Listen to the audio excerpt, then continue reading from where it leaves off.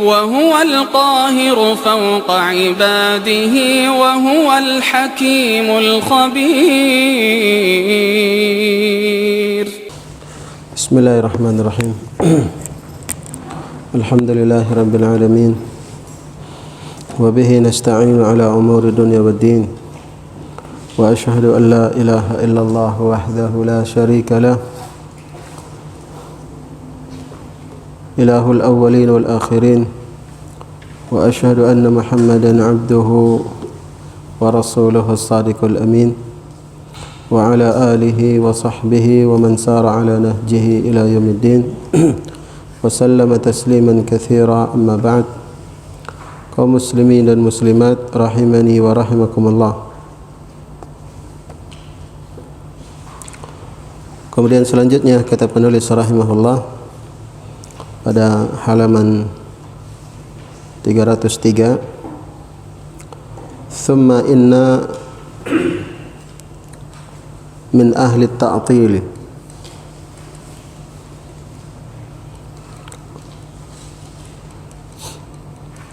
man tarada qa'idatahu fi jami'i sifat aw ta'adda ila al-asma'i aydan wa minhum man tanaqada fa athbata ba'd as-sifati duna ba'd kal ash'ariyah wal maturidiyah.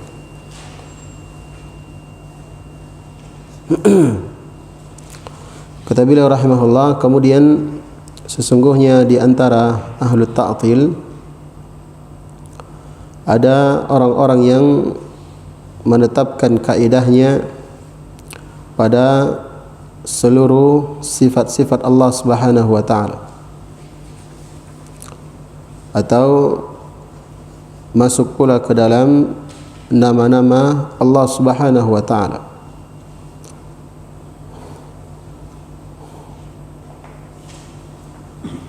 Dan di antara mereka ada pula orang yang tanaqadha fa athbata, ini bertentangan, fa athbata ba'd as-sifat duna ba'd, dia menetapkan sebagian sifat tanpa sebahagian yang lainnya, kal asy'ariyah wal maturidiyah, seperti al asy'ariyah dan maturidiyah.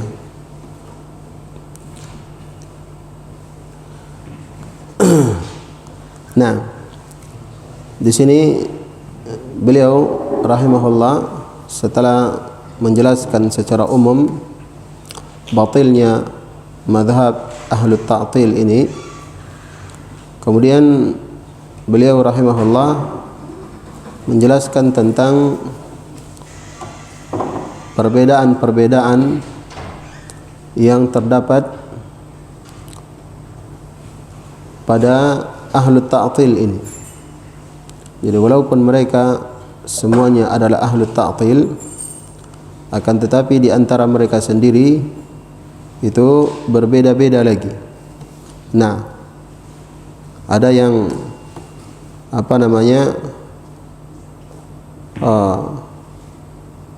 menetapkan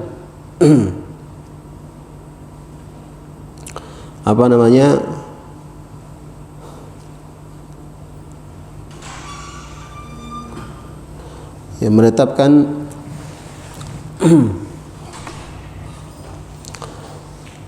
nama-nama Allah Subhanahu wa taala, ya, dan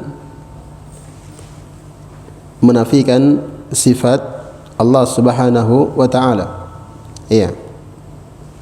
Dan ada pula ya sebagian yang lainnya yang menetapkan sebahagian sifat akan tetapi tidak menetapkan sebahagian yang lainnya. Nah, ya. Jadi mereka sendiri berbeda-beda. Terdapat lagi perselisihan di antara mereka. Nah, dan ahlu ta'til ya disebutkan oleh beliau di dalam syarah, inqasamu ila thalathati aqsam. Mereka terbagi kepada tiga pembagian. Terbagi kepada tiga pembagian. Yang pertama, mereka mengingkari nama-nama dan sifat-sifat Allah Subhanahu wa taala. Ya. Mengingkari nama-nama dan sifat-sifat Allah Subhanahu wa taala. Kemudian yang kedua,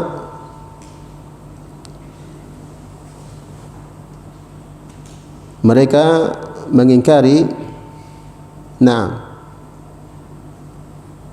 sifat Allah tanpa mengingkari nama-nama Allah Subhanahu wa taala. Kemudian yang ketiga, mereka mengingkari sebahagian sifat dan menetapkan sebahagian nama dan sebahagian sifat. Ya. Ini yang ketiga. Nah, adapun yang pertama yaitu yang mengingkari nama-nama dan sifat-sifat Allah Subhanahu wa taala, mereka ini adalah ghulatul Jahmiyah. Nah, ghulatu al-Jahmiyah yaitu Jahmiyah ekstrim. Nah,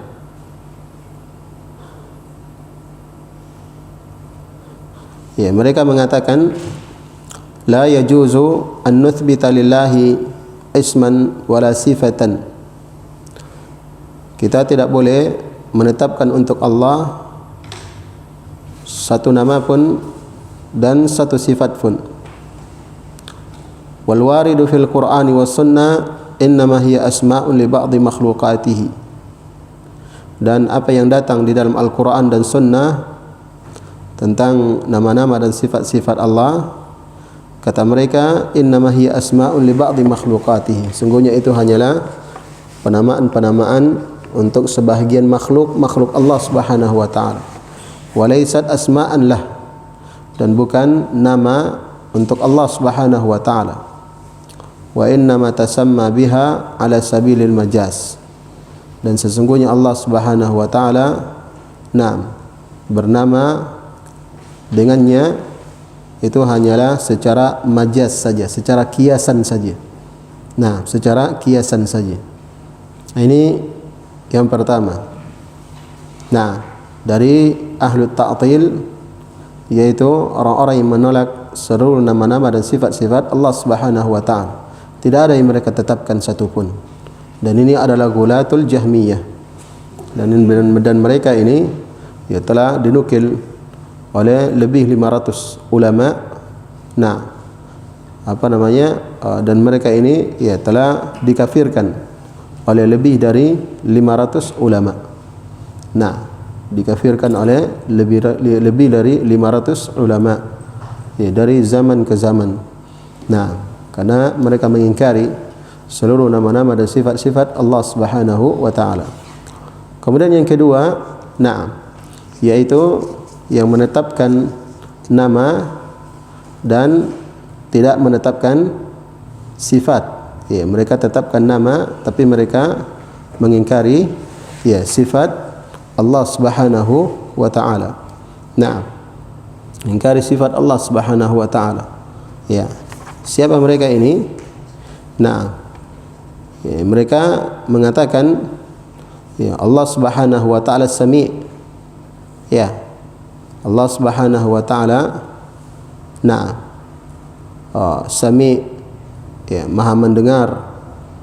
Ya, artinya Allah memiliki nama As-Sami', akan tetapi kata mereka bila sam'in, tanpa pendengaran. Ya. Allah Basir bila basar. Ya, Allah ya, Basir, memiliki nama Al-Basir yang artinya Maha melihat, akan tetapi ya kata mereka tidak memiliki penglihatan. Nah, tidak memiliki penglihatan. Nah,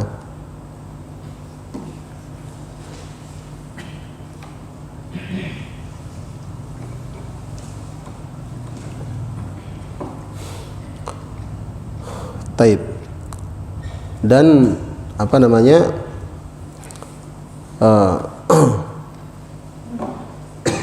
mereka mengingkari, ya, apa namanya, dan mereka mengatakan bahwasanya nama-nama Allah Subhanahu wa taala itu hanya a'lam saja, tidak ada pensifatan di dalamnya. Ya, oleh karena itu telah berlalu bersama kita kaidah, dan ini adalah sebagai bantahan kepada orang-orang yang seperti ini dari kalangan ya al-Mu'tazilah. Nah, mereka menetapkan nama-nama Allah akan tetapi tidak menetapkan sifat Allah Subhanahu wa taala yang terkandung dari nama tersebut. Jadi kata mereka, nama Allah itu hanya sekedar penamaan saja, tidak mengandung sifat di dalamnya. Ya, sama dengan nama manusia kata mereka. Misalnya seseorang bernama Khalid. Ya, Khalid, akan tapi dia tidak kekal. Itu hanya sekedar penamaan saja. Nah, itu hanya sekedar penamaan saja. Ya, maka mereka katakan seperti itu. Dan ini tentunya adalah merupakan kebatilan, dan telah berlalu bersama kita kaidah ya, tentang hal tersebut, bahwa nama-nama Allah Subhanahu wa taala adalah a'lamun wa awsaf. Nama-nama Allah itu adalah penamaan-penamaan sekaligus pengsifatan. Bukan hanya sekedar nama, akan tapi juga adalah merupakan sifat bagi Allah Subhanahu wa taala yang terkandung dari nama tersebut. Ya, kemudian yang ketiga, ya, yang ketiga adalah mereka beriman ya dengan sebahagian nama, ya, demikian pula sebahagian sifat, akan tetapi ya mereka mengingkari sebahagian yang lainnya. Nah, jadi tidak semua nama dan tidak semua sifat yang mereka tetapkan, akan tetapi hanya sifat-sifat tertentu yang mereka sifatkan untuk Allah Subhanahu wa taala. Nah, kalau menurut akal mereka itu bisa ditetapkan untuk Allah, mereka tetapkan. Dan kalau menurut akal mereka, ya, menurut sangkaan mereka, ya, akal tidak bisa menetapkannya, maka mereka mengingkarinya. Ini kelompok yang ketiga, dan ini dari kalangan al-Asy'ariyah wal Maturidiyah, sebagaimana yang beliau sebutkan. Nah, mereka menetapkan sebagian sifat tanpa menetapkan sebahagian yang lainnya. Ini seperti orang-orang Asy'ariyah dan Maturidiyah. Ya, al-Asy'ariyah ini adalah ya nisbah kepada Abul Hasan al-Asy'ari. Nah, jadi pendahulunya orang-orang Asy'ariyah adalah Abul Hasan al-Asy'ari. Nah, adapun al-Maturidiyah ini adalah nisbah kepada Abu Mansur al-Maturidi. Ya, Abu Mansur al-Maturidi. Ya, maka ajarannya ya orang-orang yang mengikut kepadanya dikatakan al-Maturidiyah. Orang yang berpemahaman Maturidiyah. Ya, nisbah kepada Abu Mansur al-Maturidi. Taib. Dan berkaitan dengan Abul Hasan al-Asy'ari sendiri, ya, Abul Hasan al-Asy'ari ya rahimahullah, beliau di dalam kehidupannya memiliki 3 madhab. Nah, memiliki tiga madhab. Ya, namun maksudnya 3 madhab ini bukan madhab yang beliau anut secara bersamaan. Ya, bukan madhab yang dianut secara bersamaan. Akan tetapi maksudnya di masa hidupnya pernah bermadhab, ya, mengikuti 3 madhab. Yang pertama adalah madhab al-Mu'tazilah. Ya, madhab yang pertama yang dia geluti, yang dia ikuti adalah madhab al-Mu'tazilah. Dan dia tinggal ya di atas madhab ini, berjalan di atas madhab Mu'tazilah ini, ya, selama 40 tahun. Ya, selama 40 tahun.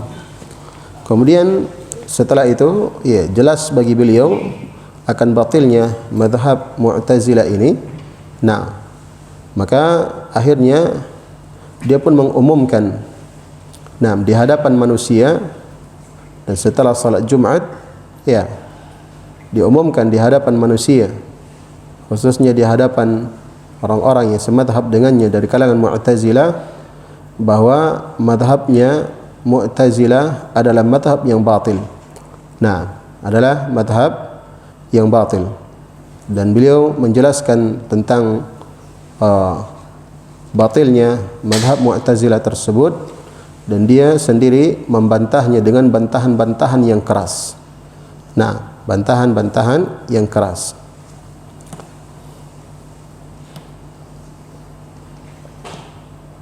Ya.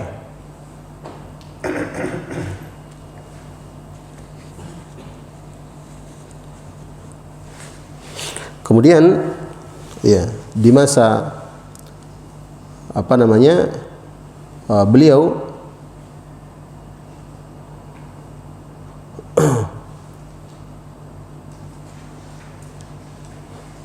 nah, taib. Jadi ini yang pertama, ya, madhab Mu'tazilah. Kemudian yang kedua adalah madhab Al-Asy'ariyah. Nah, setelah dia berpindah dari madhab Al-Mu'tazilah. Nah,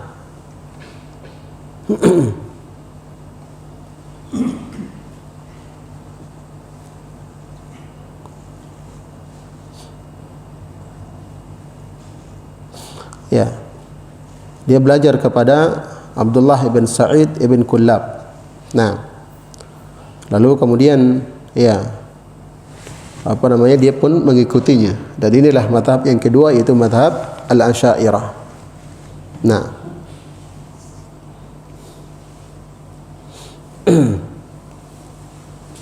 ya, madhab Al-Asy'ariyah ini, ya, adalah pertengahan antara madhab As-Salaf dan madhab Al-Mu'tazilah. Ya.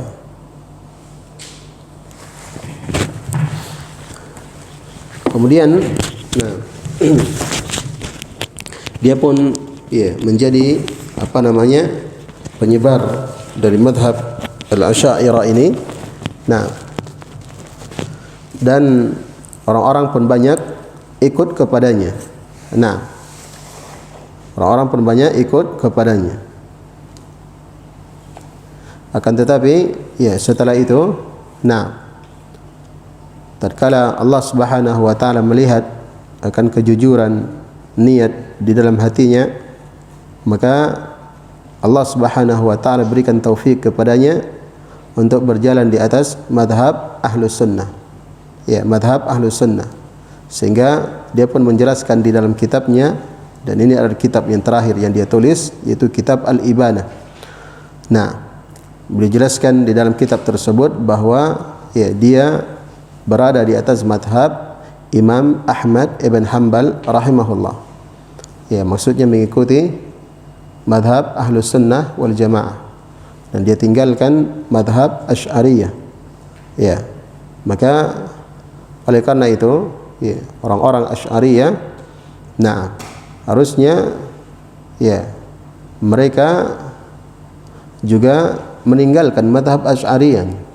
Karena pentolannya sendiri, Abul Hasan Al-Asy'ari, telah meninggalkan madhab tersebut dan berpindah kepada madhab Ahlus Sunnati wal Jamaah.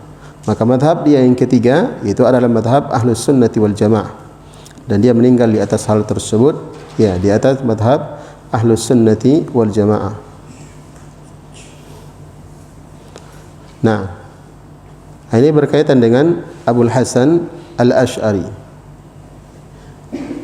Ya, maka oleh karena itu, nah, orang-orang yang berada di atas madhab Asy'ariyah, ya, tidak boleh menisbahkan lagi, ya, madhab Asy'ariyah itu kepada Abul Hasan Al-Asy'ari, karena beliau sendiri telah bertobat darinya dan telah meninggalkan madhab tersebut dan rujuk kepada madhab ahli sunnati wal jamaah, madhab Imam Ahmad dan imam-imam kaum muslimin yang lainnya. Kemudian kata penulis rahimahullahu ta'ala selanjutnya di dalam matan, athbatu ma athbatuhu bihujjati anna al-aql yadullu alaihi wa nafau ma nafauhu bihujjati anna al-aql yanfihi aw la yadullu alaihi. Nah, jadi kelompok yang ketiga dari ahlu ta'til tadi adalah orang yang menetapkan sebahagian sifat dari sifat-sifat Allah dan mengingkari sebahagian yang lainnya. Ini seperti Al-Asy'ariyah dan Maturidiyah. Ya, bagaimana itu? Mereka menetapkan sebahagian dan mengingkari sebahagian yang lainnya. Kata beliau, athbatu ma athbatuhu bihujjati annal aqal yadullu alaih. Mereka menetapkan apa yang mereka tetapkan dari sifat-sifat Allah Subhanahu wa taala dengan hujjah, karena akal menetapkannya. Artinya sejalan dengan akal, sehingga mereka pun menetapkannya.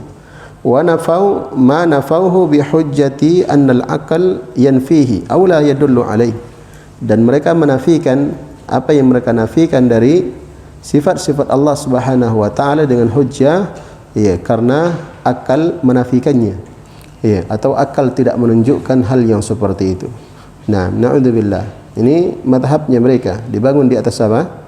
Dibangun di atas akal, bukan dibangun di atas Al-Quran dan di atas sunnah Rasulullah sallallahu alaihi wasallam. Nah, ini madhab Al-Asy'ariyah dan Al-Maturidiyah berkaitan dengan nama-nama dan sifat-sifat Allah Subhanahu wa taala. Mereka hanya menetapkan sebahagian, namun mereka mengingkari sebahagian yang lainnya. Dan yang mereka tetapkan itu hanya sedikit, dan yang mereka nafikan itu sangatlah banyak. Dan apa yang mereka tetapkan tersebut hujahnya apa? Hujahnya karena sesuai dengan akal. Nah, akal bisa menetapkannya sehingga mereka menetapkan, dan apa yang mereka nafikan itu dengan alasan kata mereka karena ini tidak sejalan dengan akal. Akal tidak menunjukkan seperti itu. Akhirnya mereka pun menafikannya. Nah, maka mereka beragama itu hanya dengan akal. Nah, bukan beragama dengan Al-Quran dan hadis-hadis Rasulullah sallallahu alaihi wasallam. Walaupun Al-Quran dan Sunnah telah menetapkan, karena dasar mereka tidak mengikuti Al-Quran dan Sunnah, melainkan mengikuti akal, maka walaupun Al-Quran dan Sunnah telah menetapkan, maka mereka menafikannya. Kalau memang secara akal menurut mereka itu tidak bisa ditetapkan. Nah, subhanallah, ini adalah merupakan kesesatan yang sangat nyata. Nah, padahal agama ini bukan dengan akal, akan tapi agama adalah dengan ittiba', dengan mengikuti Al-Quran dan Sunnah Rasulullah sallallahu alaihi wasallam. Ali bin Abi Talib radhiyallahu taala anhu mengatakan, "Lau kana ad-dinu bir-ra'yi lakana asfalul khuffi aula bil mashi min a'lahu." Kata beliau radhiyallahu taala anhu, nah, seandainya agama itu adalah dengan akal-akalan, dengan akal, maka lakana asfalul khuffi, maka sungguh bagian bawah dari khuf aula bil mashi, itu lebih pantas untuk diusap min a'lahu, daripada bahagian atasnya. Dimaklumi bahwa salah satu ketentuan di dalam syariat, dan itu termasuk kemudahan yang diberikan oleh Allah Subhanahu wa taala kepada kaum muslimin, adalah mengusap di atas sepatu, di atas khuf, sepatu yang menutupi kedua mata kaki, apakah yang terbuat dari kulit, atau dari karet, dan yang semisalnya.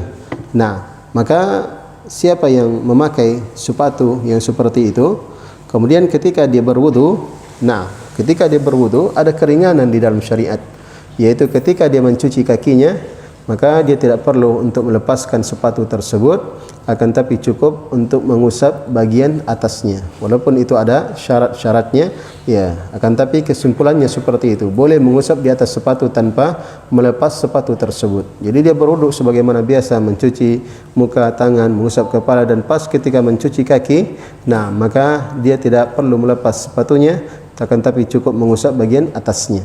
Nah, mengusap bagian atas bukan bagian bawah. Maka Ali bin Abi Thalib mengatakan seandainya agama itu dengan akal, maka tentunya bagian bawah daripada sepatu itu lebih pantas untuk diusap daripada bagian atasnya. Iya atau tidak? Iya. Nah, kenapa? Karena yang menginjak tanah itu adalah bagian bawahnya, bukan bagian atasnya. Nah, maka kalau seandainya dengan menggunakan akal, tentunya bagian bawah itu lebih pantas untuk dibersihkan, diusap dibandingkan bagian atasnya. Akan tetapi karena agama ini bukan dengan akal, melainkan dengan ittiba, maka kita lakukan seperti apa yang diperintahkan kepada kita. Nah, kita lakukan seperti apa yang diperintahkan kepada kita, yaitu mengusap bagian atasnya dan tidak mengusap bagian bawahnya.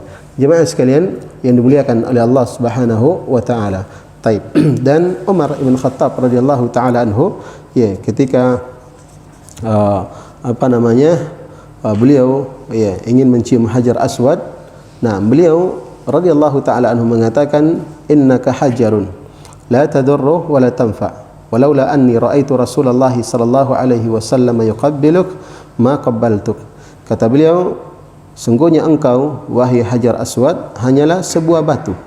Nah, hanyalah sebuah batu. La tadurru wa la tanfa. Engkau tidak bisa memberikan bahaya dan tidak pula bisa memberikan manfaat. Walaupun Hajar Aswad itu sendiri adalah hajar yang mulia, bahkan dalam sebagian riwayat dikatakan dia adalah batu dari surga. Nah, tentunya dia memiliki kemuliaan. Namun bersamaan dengan itu, dia adalah batu. Nah, tidak bisa memberikan manfaat dan tidak bisa menghindarkan dari bahaya. Kemudian kata beliau, laula anni raaitu Rasulullah sallallahu alaihi wasallam yuqabbiluk. Kalaulah seandainya saya tidak pernah melihat Nabi sallallahu alaihi wasallam mencium kamu, wahai Hajar Aswad, ma qabbaltuk, maka tentunya saya juga tidak akan menciummu. Artinya beliau mencium Hajar Aswad itu kenapa? Karena Nabi sallallahu alaihi wasallam menciumnya. Nah, maka karena ittiba kepada Nabi sallallahu alaihi wasallam, maka beliau juga menciumnya sebagai bentuk ittiba, pengikutan kepada Rasulullah sallallahu alaihi wasallam. Bukan sebagai bentuk pengagungan. Ada keyakinan bahawa batu ini bisa memberikan manfaat, bisa menghindarkan dari bahaya sehingga dicium, dimuliakan. Tidak. Oleh karena itu beliau tegaskan, kamu hanya sekedar sebuah batu, tidak bisa memberikan manfaat, tidak bisa menghindarkan bahaya. Nah, akan tapi karena Nabi menciummu, maka saya juga menciummu sebagai bentuk ittiba kepada Rasulullah SAW. Maka itulah agama. Nah, agama itu adalah dengan ittiba, dengan mengikuti Rasulullah sallallahu alaihi wasallam, bukan dengan akal. Nah, bukan dengan akal. Maka apabila ada ayat Al-Quran dan hadis-hadis Nabi sallallahu alaihi wasallam yang secara akal manusia tidak bisa menetapkan hal tersebut, maka tinggalkan akal dan ikutilah Al-Quran dan sunnah Rasulullah sallallahu alaihi wasallam. Maka inilah jalan keselamatan. Dan siapa yang mendahulukan akalnya daripada Al-Quran dan sunnah, maka ini adalah orang yang telah menyimpang dari kebenaran. Kemudian kata beliau rahimahullahu taala, fa naqulu lahum, maka kita katakan kepada mereka. Nah, kita katakan kepada mereka-mereka ini yang mereka berdasarkan di dalam penetapan nama-nama dan sifat Allah berdasarkan akal, maka kata beliau, fa naqulu lahum, kita katakan kepada mereka, nafyukum lima nafautumuhu bihujjati anna al-aql la yadullu alaihi yumkinu itsbatuhu bit-tariqil aqli alladhi athbattum bihi. Nah, ma athbattumuhu kama huwa thabitun bid-dalili as-sam'i. Nah, kata beliau, rahimahullahu taala, penafian kalian terhadap apa yang kalian nafikan dari nama-nama dan sifat-sifat Allah Subhanahu wa taala, bihujjati, dengan hujjah, annal akal la yadullu alaih. Nah, bahwasanya karena akal tidak menunjukkan atasnya, yumkinu itsbatuhu bitariqil aql, maka mungkin itu bisa ditetapkan dengan cara akal. Alladhi athbattum bihi, ma athbattumuhu. Nah, apa yang kalian telah tetapkan, dari apa yang telah kalian tetapkan. Nah, kama huwa thabitun bid-dalil sam'i, sebagaimana hal tersebut telah sabit dengan dalil secara sam'i. Nah, secara sam'i. Jadi mereka menafikan apa yang mereka nafikan dari nama-nama Allah Subhanahu wa taala itu karena dalil akal. Akal tidak bisa menetapkan, maka dinafikan. Demikian pula sebaliknya, apa yang mereka tetapkan dari nama-nama dan sifat-sifat Allah karena akal bisa menetapkan. Nah, maka mereka pun bisa menetapkannya. Ya, maka padahal ya akal ya bisa menetapkan apa yang ya mereka katakan ya bahwa ya di antara sifat yang mereka nafikan itu akal tidak bisa menetapkannya. Ya, padahal akal bisa menetapkan. Padahal akal bisa menetapkan dan ya dalil juga menunjukkan tentang hal tersebut. Dalil secara sam'i yaitu Al-Quran. Jemaah sekalian yang dimuliakan oleh Allah Subhanahu wa taala. Oleh karena itu kalau akal yang dijadikan sebagai ukuran, maka manusia akan bingung. Kenapa? Karena akal manusia itu berbeda-beda. Akal manusia berbeda-beda. Ya, sebagian bisa menetapkan dengan akalnya, dan sebagian yang lain tidak bisa menetapkan dengan akalnya. Dan itu terjadi dan itu dimaklumi karena akal manusia itu tidak sama. Maka kalau seandainya terjadi hal yang seperti itu, akal yang mana yang mau diikuti? Ya, akal yang mana yang mau diikuti? Akal yang menetapkan atau akal yang menafikan? Ya, maka tentunya akan terjadi ya kebingungan dan kegoncangan di mana-mana. Maka kata beliau rahimahullahu taala menyebutkan ya mithalu dzalika, contohnya adalah annahum athbatu sifatal iradah wa nafau sifata ar-rahmah. Contoh ya, mereka ini dari kalangan al-Asy'ariyah wal Maturidiyah, mereka menetapkan sifat al-iradah bagi Allah Subhanahu wa taala. Sifat al-iradah, apa artinya al-iradah? Keinginan, berkeinginan. Wa nafau sifat ar-rahmah, dan mereka menafikan sifat rahmat, ya, sifat kasih sayang. Ya, mereka menafikan sifat kasih sayang. Kata beliau athbatu sifatal iradah, mereka menetapkan sifat iradah lidalalati sam'i wal aql 'alaiha, karena dalil secara sam'i dan secara akal juga menunjukkan atas hal tersebut. Ya amma sam'u, adapun dalil secara sam'u, faminhu qauluhu ta'ala, maka ya di antaranya adalah firman Allah Subhanahu wa taala, walakinnallaha yaf'alu ma yurid, akan tetapi Allah Subhanahu wa taala melakukan apa yang Allah Subhanahu wa taala kehendaki. Apa yang Allah Subhanahu wa taala kehendaki. Di sini penetapan sifat apa? Sifat al-iradah bagi Allah Subhanahu wa taala, bahwa Allah Subhanahu wa taala berkehendak. Memiliki iradah, memiliki kehendak. Ini dalil dari sam'i. Wa ammal aql fa li anna ikhtilaf al-makhluqat wa takhsisa ba'dihha bima yakhussu bihi min dhatin aw wasfin dalilun 'ala al-iradah. Adapun pendalilan secara akal tentang sifat irada ini ya adalah karena ikhtilaf al-makhluqat. Ya. Berbeda-bedanya makhluk. Berbeda-bedanya makhluk. Makhluk kan banyak, ya, berbeda-beda. Ya, dan satu jenis dari makhluk pun ya berbeda-beda. Ya, satu jenis dari manusia, tapi manusia juga berbeda-beda. Wa takhsisa ba'dihha bima yakhussu bihi. Dan pengkhususan ya sebahagian dari makhluk tersebut ya dengan suatu pengkhususan terhadapnya, apakah berupa zat ya atau berupa sifat, maka dalilun 'alal iradah, itu menunjukkan tentang iradah. Menunjukkan tentang iradah. Ini Allah Subhanahu wa taala memiliki iradah, dan Allah Subhanahu wa taala yang menciptakan manusia. Jadi manusia diciptakan oleh Allah Subhanahu wa taala, sama-sama manusia. Ya, akan tetapi ya sifatnya manusia itu berbeda, zatnya juga berbeda. Ini menunjukkan bahwa Allah Subhanahu wa taala memiliki iradah. Sehingga Allah Subhanahu wa taala berkeinginan untuk membedakan antara yang satu dengan yang lain. Ini pendalilan ya secara akal. Kemudian wa nafau ar-rahmah. Ini penetapan sifat ya al-iradah. Ini contoh ya. Contoh di antara sifat yang mereka tetapkan ya, karena itu sejalan dengan akal, yaitu sifat al-iradah. Sifat al-iradah, walaupun ada dalil dari Al-Quran dan Sunnah juga menetapkan ya, akan tapi terkala itu sesuai dengan akal ya, dan itu intinya ya, bagi mereka, maka mereka menetapkannya. Dan apa yang tidak sesuai dengan akal maka mereka nafikan, dan apa yang mereka nafikan ya karena menurut mereka bertentangan dengan akal, itu adalah sifat rahmat. Sifat rahmat. Jadi mereka tidak menetapkan Allah Subhanahu wa taala memiliki sifat rahmat. Kenapa? Ya karena kata mereka itu tidak sesuai dengan akal. Bagaimana penjelasannya? Ya insyaallah taala nanti kita ya baca setelah salat Isya. Subhanakallahumma wa bihamdika asyhadu an la ilaha illa anta astaghfiruka wa atubu ilaik. Bismillahirrahmanirrahim. Alhamdulillahirabbil alamin. Wa bihi nasta'inu ala umuri dunya waddin wa asyhadu an la ilaha illallah wahdahu la syarika lah wa asyhadu anna Muhammadan 'abduhu wa rasuluh sallallahu alaihi wa ala alihi wa sahbihi wa man tabi'ahum bi ihsanin ila yaumiddin wa sallama tasliman katsira amma ba'd.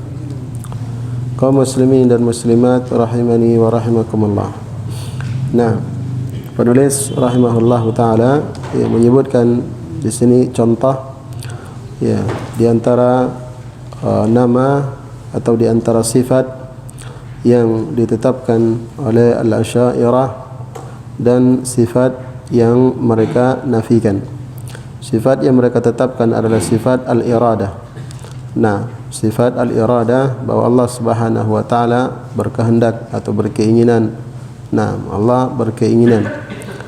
Ya, mereka menetapkan ya sifat iradah ini ya dengan dalil ya sam'i dan dengan dalil aqli. Ya, dalil sam'i adalah firman Allah Subhanahu wa taala di dalam Al-Qur'an dalam surah Al-Baqarah 253. Sedangkan dalil secara akal, ya, mereka mengatakan bahwasanya makhluk ini yang berbeda-beda, yang berjenis-jenis, yang beraneka ragam dan ya dikhususkannya sebahagiannya dengan sifat-sifat yang khusus padanya atau dengan zat. Nah, maka itu adalah dalil tentang iradah. Nah, tentang dalil tentang iradah. Ya, ini pendalilan ya, secara akal menurut mereka menunjukkan tentang sifat ya al-iradah bagi Allah Subhanahu wa taala. Ya, karena Allah Subhanahu wa taala ya menciptakan makhluk ya, dan makhluk itu ya tentunya sangat banyak dan berbeda-beda.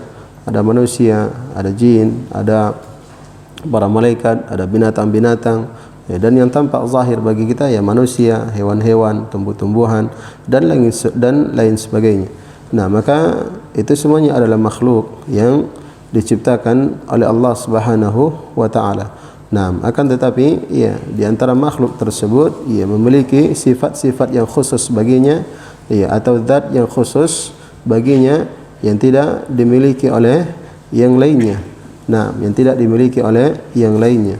Nah, maka kata mereka itu menunjukkan ya secara akal bahwa Allah Subhanahu wa taala memiliki iradah. Artinya Allah Subhanahu wa taala menginginkan menciptakan mereka dalam keadaan seperti itu. Nah, dalam keadaan seperti itu. Ya, manusia diciptakan sebagai manusia. Allah kehendaki seperti itu. Binatang, ya. Demikian pula ya di antara makhluk ya yang lain. Nah, atau bagian dari anggota badan manusia. Nah, itu juga adalah makhluk. Tangan, ya. Ya, adalah dengan bentuk tangan yang dimaklumi, ya, kaki dengan bentuk kaki yang dimaklumi, ya, dari anggota badan manusia. Maka itu semuanya menunjukkan kata mereka akan ya iradatullah, ya keinginan Allah Subhanahu wa taala yang menciptakannya dengan keadaan yang seperti itu. Nah, dengan keadaan yang seperti itu. Taib. Ya, ini tentang sifat iradah yang mereka tetapkan. Kemudian ya adapun sifat yang mereka nafikan, yang mereka tolak, yang tidak mereka tetapkan untuk Allah Subhanahu wa taala itu adalah sifat ar-rahmah. Sifat ar-rahmah. Mereka menafikan ya sifat ar-rahmah bagi Allah Subhanahu wa taala. Artinya mereka mengatakan Allah tidak memiliki rahmat. Kata beliau wa nafau ar-rahmah, dan mereka menafikan sifat ar-rahmah. Kenapa? Li'annaha tastalzimu linar rahim wa riqqatahu lil marhum wa hadha muhalun fi haqqillahi ta'ala. Ya, kata mereka menafikan sifat rahmah ya karena sifat rahmat itu mengharuskan lin, ya, linur rahim wa riqqatahu lil marhum. Ya, mengharuskan lembutnya yang mengharuskan ya kelembutan yang merahmati ya terhadap yang dirahmati. Mengharuskan ya kelembutan yang merahmati ya terhadap yang dirahmati. Kata mereka wa hadza muhalun fi haqqillahi ta'ala. Dan ini adalah perkara yang mustahil bagi Allah Subhanahu wa taala. Ya, ini menurut mereka, menurut akal mereka. Ya, kata mereka itu mustahil bagi Allah Subhanahu wa taala. Nah, kenapa? Karena Allah Subhanahu wa taala adalah penguasa alam semesta. Ya. Nah, penuh dengan kekuatan. Ya, sedangkan sifat rahmat itu menunjukkan sifat kelembutan. Ya, lembut. Ya, maka Allah Subhanahu wa taala, Rabb penguasa alam semesta, ya, itu tidak pantas, tidak cocok untuk disifatkan memiliki dikatakan memiliki sifat rahmat. Ya, itu menurut akal mereka, sehingga mereka pun menafikan ya, sifat sifat rahmat bagi Allah Subhanahu wa taala. Kemudian kata penulis wa awwalu al-adillah, dan mereka mentakwil dalil-dalil sam'iyah, ya, dalil-dalil sam'i, dalil-dalil Al-Quran al-muthbitah yang menetapkan lirrahmati, yang menetapkan sifat rahmat bagi Allah, ilal fi'li, ya, mereka takwil. Nah, mereka takwil, ya, ini telah berlalu, ya, cocoknya apa?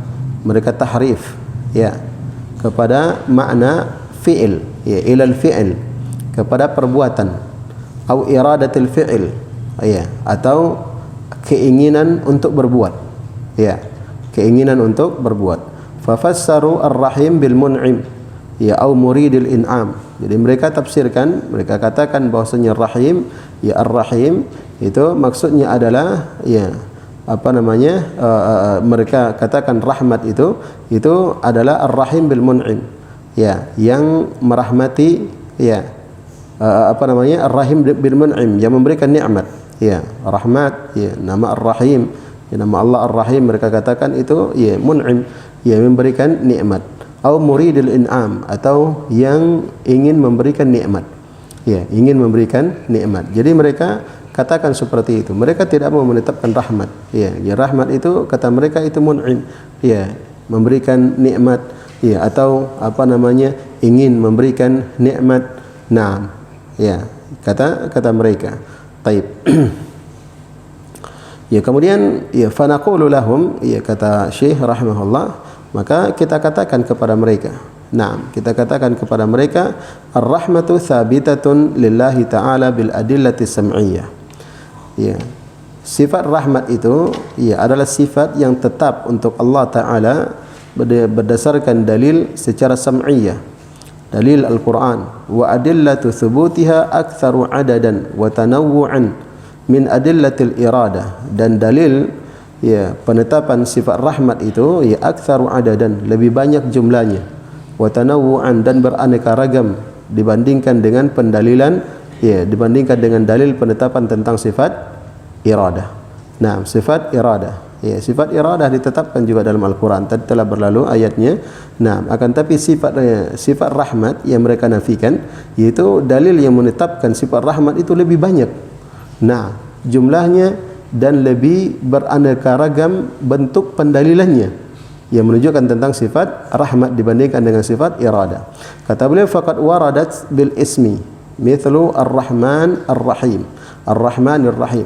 Ya, sifat rahmat ini ditetapkan di dalam dalil, ya, kadang datang dalam bentuk isim, datang dalam bentuk isim, yaitu penamaan bagi Allah Subhanahu wa taala. Ya, disebutkan dalam bentuk nama bagi Allah Subhanahu wa taala, yaitu Ar-Rahmanir Rahim.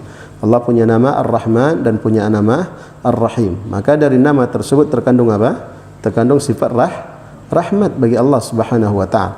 Ya, maka sifat rahmat ditetapkan dari nama Ar-Rahman dan dari nama Allah Ar-Rahim. Ya, Allah memiliki nama Ar-Rahman, memiliki nama Ar-Rahim, menunjukkan Allah Subhanahu wa taala memiliki sifat rahmat. Kemudian wasifati, ya, dan demikian pula kadang sifat rahmat itu, ya, ditunjukkan dan ditetapkan di dalam dalil sebagai bentuk sifat. Ya, sebagai bentuk sifat tersendiri, bukan dari nama Allah Subhanahu wa taala. Ya, contohnya firman Allah taala, wa rabbukal ghafuru dzur rahmah, dan Rabbmu dan Rabb kamu adalah Al-Ghafur, yang Maha Pengampun, dzur rahmah, yang memiliki rahmat. Allah sebutkan dalam bentuk sifat. Nah, dzur rahmah, Allah memiliki sifat. Kemudian wal fi'il, dan dalam ayat yang lain kadang Allah Subhanahu wa taala menetapkan pula sifat rahmat itu dengan fi'il. Ya, dengan fi'il. Allah taala berfirman, wa yarhamu man yasha, dan Allah merahmati, dalam bentuk fi'il, perbuatan. Nah, dan Allah merahmati man yasha, siapa yang Allah kehendaki. Nah, siapa yang Allah kehendaki. Jadi, ya, bentuk pendalilannya, nah, pendalilan penetapan sifat rahmat itu beraneka ragam. Ya. Pendalilannya kadang datang dalam bentuk nama dari nama Allah, yaitu nama Ar-Rahman dan Ar-Rahim, dan kadang ia ditetapkan dalam bentuk pensifatan memang Dzur-Rahmati, dan kadang ia penetapannya dalam bentuk perbuatan Allah Subhanahu wa taala, yaitu Allah merahmati siapa yang Allah Subhanahu wa taala kehendaki. Maka jika dikatakan Allah merahmati siapa yang Allah kehendaki, ini menunjukkan apa? Menunjukkan Allah memiliki sifat rahmat. Ya, memiliki sifat rahmat. Taib. Kemudian kata beliau, wa yumkinu itsbatuha bil aql. Ya, dan mungkin pula bersamaan dengan itu, ya, sifat rahmat ini ditetapkan dengan akal. Ya, ditetapkan dengan akal. Jadi di samping dalil Al-Qur'an dan Sunnah, ya, menetapkan sifat rahmat, dan bahkan ayatnya lebih banyak daripada ayat yang menetapkan sifat irada. Nah, maka ya, sifat rahmat ini itu secara akal juga bisa ditetapkan. Nah, secara akal bisa ditetapkan. Nah, bagaimana itu?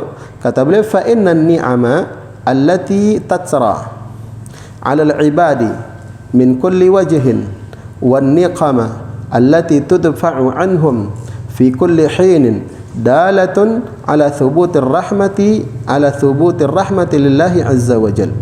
Kata beliau, ya, sesungguhnya nikmat-nikmat yang tidak terhitung, ya, terhadap hamba. Nah, terhadap manusia lah secara khusus, min kulli wajhin, dari segala sisi. Nah, yang tidak pernah terhenti. Allah terus berikan nikmat kepada hamba. Nah, itu tidak, ya, nikmat harta, ya, nikmat, ya, kesehatan, penglihatan, pendengaran dan lain sebagainya. Nah, terus menerus Allah berikan kepada hamba. Wan niqam allati tudfa'u anhum fi kulli hinin, dan demikian pula, ya, malapetaka yang Allah Subhanahu wa taala tahan, ya, atau jauhkan dari mereka fi kulli hinin, pada semua keadaan. Nah, dalatun ala thubutir rahmati lillahi azza wa jalla. Maka itu semuanya menunjukkan akan adanya sifat rahmat bagi Allah Subhanahu wa taala. Siapa yang berikan nikmat? Ya, kepada manusia. Nah, seandainya pertanyaan ini ditujukan kepada mereka ini, kepada orang-orang al-Asy'ariyah, siapa yang berikan nikmat kepada kalian? Pasti dia akan menjawab Allah. Siapa yang menghindarkan dari kalian dari bahaya, menyelamatkan kalian dari malapetaka? Pasti dia mengatakan Allah Subhanahu wa taala. Ya atau tidak? Iya. Nah, maka, ya, ketika, ya, nikmat Allah Subhanahu wa taala selalu dicurahkan kepada hamba-hambanya, dan bahkan kadang dalam bentuk yang lain bahaya Allah hindarkan dari mereka, ini menunjukkan apa? Ya, menunjukkan sifat rahmat. Ya, secara akal. Ya, ini menunjukkan, ya, Allah Subhanahu wa taala memiliki sifat rahmat, sehingga Allah curahkan nikmat kepada hambanya, dan Allah selamatkan mereka dari mala bahaya yang bisa menimpa mereka. Ini, ya, menunjukkan Allah Subhanahu wa taala memiliki sifat rahmat. Wa dalalatuha ala dzalika abyanu wa ajala min dalalati at-takhsisi ala al-iradah. Dan pendalilannya, nah, atas hal tersebut, pendalilan akal, ya, atas sifat rahmat, nah, itu lebih jelas dan lebih terang dibandingkan dengan pendalilan secara khusus terhadap sifat iradah, ya, sifat keinginan. Li zuhuri dzalika lil khassati wal ammah, karena nampaknya, ya, sifat, ya, rahmat ini, ya, bagi orang yang khusus dan bagi orang yang umum, ya, bagi orang yang khusus, orang yang berilmu, dan bagi manusia secara umum. Ya, mereka menetapkan, ya, sifat iradah, sifat rahmat bagi Allah Subhanahu wa taala. Ya, orang-orang, ya, awam sekalipun, ya, mereka tidak memiliki ilmu, kalau ditanya dalil secara sam'i, ya, tentang sifat rahmat Allah, dia tidak bisa menjawab. Nah, akan tapi kalau ditanya secara akal, dia pasti akan bisa menjawab. Ini nikmat yang kita rasakan, ya, berbagai bentuk kenikmatan yang Allah berikan kepada kita, itu menunjukkan rahmatnya Allah, menunjukkan kasih sayangnya Allah. Iya atau tidak? Iya. Nah, menunjukkan tentang kasih sayangnya Allah Subhanahu wa taala. Bi khilafi dalalati takhsis 'ala al-iradah, fa innahu la yadhharu illa li afradin minan nas. Ya, berbeda dengan pendalilan ya secara khusus tentang iradah. Maka sesungguhnya ya pendalilan ya tentang iradah itu secara akal la yadhhar illa li afradin minan nas. Itu tidaklah nampak kecuali hanya oleh ya sebahagian dari manusia. Coba orang awam ditanya, ya, Allah memiliki sifat iradah atau tidak? Ya, tanyakan kepada dia, ya. Nah, kalau dia menetapkan Allah punya sifat iradah, iya. Nah, tapi sekarang apa pendalilan secara akalnya? Apa secara akal dalil menunjukkan Allah memiliki sifat iradah? Iya, dia akan bingung. Ya, apa ya secara akal? Iya, menunjukkan. Nah, tapi kalau ditanya tentang sifat, iya, apa namanya? Sifat rahmat, iya, secara akal, iya, mana dalilnya yang menunjukkan Allah memiliki sifat, iya, apa namanya? Sifat rahmat. Nah, maka dengan mudah dia menjawab. Kita berdoa dikabulkan oleh Allah. Allah turunkan hujan kepada kita. Allah ciptakan hewan-hewan, tumbuhan-tumbuhan. Itu menunjukkan Allah memiliki rahmat. Sayang kepada hambanya. Ya kan? Nah, sayang kepada hambanya. Ya, taib. Jadi, ya, apa namanya? Ya, bantahan kepada mereka. Nah, kata mereka, ya, mereka menetapkan sifat, ya, sifat Allah itu kalau akal bisa menetapkannya. Tapi kalau akal tidak bisa menetapkannya, maka mereka nafikan. Maka dikatakan kepada mereka, kata Syekh tadi, ya rahimahullahu taala, ya sifat yang kalian nafikan ya dari Allah Subhanahu wa taala, ya karena menurut kalian itu tidak sesuai dengan akal, ya padahal itu ya akal bisa menunjukkan dan bisa menetapkan hal tersebut. Contohnya apa? Contohnya ini sifat rahmat. Ya, bagi akal mereka, ya akal mereka tidak menetapkan. Ya, karena menurut akal mereka tidak sejalan dengan akal mereka. Padahal akal sehat menetapkan Allah Subhanahu wa taala memiliki sifat rahmat. Seperti tadi pendalilan yang disebutkan tadi, berbagai kenikmatan, ya malah bahaya yang Allah jauhkan dari manusia. Ya, mereka dalam keadaan sulit, mereka berdoa kepada Allah, dikabulkan doanya, diselamatkan dia. Nah, siapa yang mengabulkan doa itu? Allah Subhanahu wa taala mengabulkan doa. Sekarang menunjukkan apa ini? Menunjukkan sifat rahmat bagi Allah atau bukan? Pasti menunjukkan sifat rahmat. Allah sayang kepada hambanya. Sehingga ketika dia dalam keadaan terdesak, dia berdoa kepada Allah, Allah kabulkan doanya. Nah, dalam keadaan susah dia berdoa kepada Allah, Allah mudahkan urusannya. Ini menunjukkan tentang sifat rahmat bagi Allah Subhanahu wa taala. Jadi demikian. Nah, jadi demikian. Oleh karena itu tadi disebutkan kalau akal yang menjadi dasar berhukum, maka akal manusia itu berbeda-beda. Nah, akal manusia itu berbeda-beda. Satu bisa menetapkan, satu yang lain mungkin tidak menetapkan. Nah, sekarang kalau akal yang menjadi rujukan, akal siapa yang diikuti ini? Yang menetapkan atau menafikan? Nah, maka demikian akan terjadi kebingungan di mana-mana. Akan tapi kalau seandainya manusia menjadikan rujukan mereka adalah Al-Quran dan Sunnah, nah, dan akal mengikut sesuai dengan penetapan Al-Quran dan Sunnah, maka mereka akan tenang di dalam beragama, tidak akan bingung dan tidak akan bimbang, karena Al-Quran dan Sunnah telah jelas menetapkan, maka tinggal kita tetapkan. Dan apa yang ditetapkan di dalam Al-Quran dan Sunnah pada dasarnya itu sesuai dengan akal. Nah, pada dasarnya itu sesuai dengan akal. Jika akal itu adalah akal yang sehat. Kenapa? Karena akal yang sehat itu selalu mengikuti Al-Quran dan Sunnah. Adapun kalau ada akal yang menyelisih Al-Quran dan Sunnah, maka pada hakikatnya itu bukan lagi akal yang sehat namanya. Nah, bukan lagi akal yang sehat. Akal itu adalah ciptaan Allah Subhanahu wa taala. Allah yang menciptakan akal bagi manusia. Nah, sedangkan wahyu Allah itu adalah firman Allah Subhanahu wa taala. Al-Quran adalah firman Allah. Nah, Allah berfirman dengannya, dia adalah sifat dari sifat-sifat Allah Subhanahu wa taala. Maka mungkinkah makhluk lebih dikedepankan daripada wahyu yang dia adalah merupakan sifat dari sifat-sifat Allah Subhanahu wa taala? Nah, tidak akan mungkin. Tidak akan mungkin. Maka akal yang sehat yang sesungguhnya itu adalah akal yang selalu sejalan dengan dalil. Apa yang ditetapkan oleh dalil, akal menetapkannya, dan apa yang dinafikan oleh dalil, akal menafikannya. Itulah akal yang sehat. Nah, itulah akal yang sehat. Syekhul Islam Ibnu Taimiyah rahimahullahu taala mengatakan al-aqlus sahih la yu'aridu an-naqlus sarih. Akal yang sehat itu adalah akal yang tidak bertentangan dengan nas yang jelas. Itulah akal yang sehat. Nah, maka bersyukurlah kepada Allah Subhanahu wa taala tatkala akal kita selalu mengikut kepada Al-Quran dan Sunnah. Nah, mengikut kepada Al-Quran dan Sunnah, maka itu nikmat dari Allah Subhanahu wa taala. Menunjukkan kita adalah orang yang menunjukkan dia masih berada di atas akal yang sehat.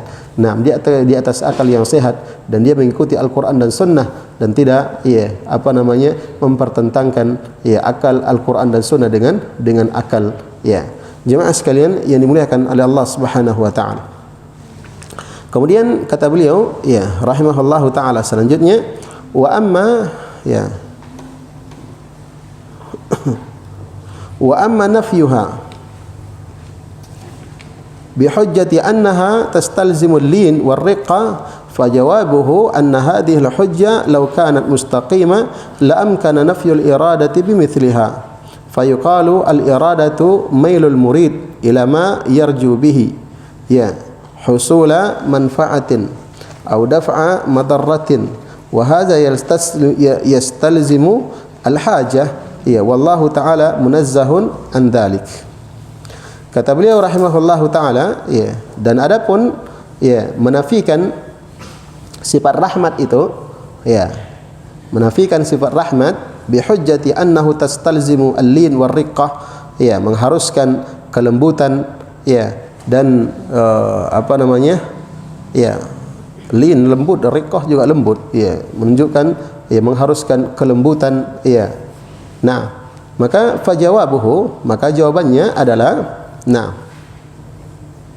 jawabannya adalah anna hadhihi al-hujjah, bahwasanya hujjah ini law kanat mustaqimah ya, kalau seandainya dia lurus ya, dia adalah hujjah yang benar, la amkana nafyul irada bimithliha, maka ya mungkin pula untuk dinafikan ya sifat iradah dengan yang semisal itu pula, dengan yang semisal itu pula. Fayuqal, maka dikatakan al-iradatu mailul murid ila ma yarju bihi ya, irada itu irada itu adalah keinginan orang yang menginginkan ya ila ma yarju bihi, terhadap apa yang dia inginkan. Ya tidak? Iya, terhadap apa yang dia inginkan. Ya. Bihi, ya, ila ma yarju bihi. Terhadap apa yang dia inginkan, husula manfaatin. Apakah berupa mendapatkan manfaat atau daf'a madarrah, atau terhindar dari bahaya.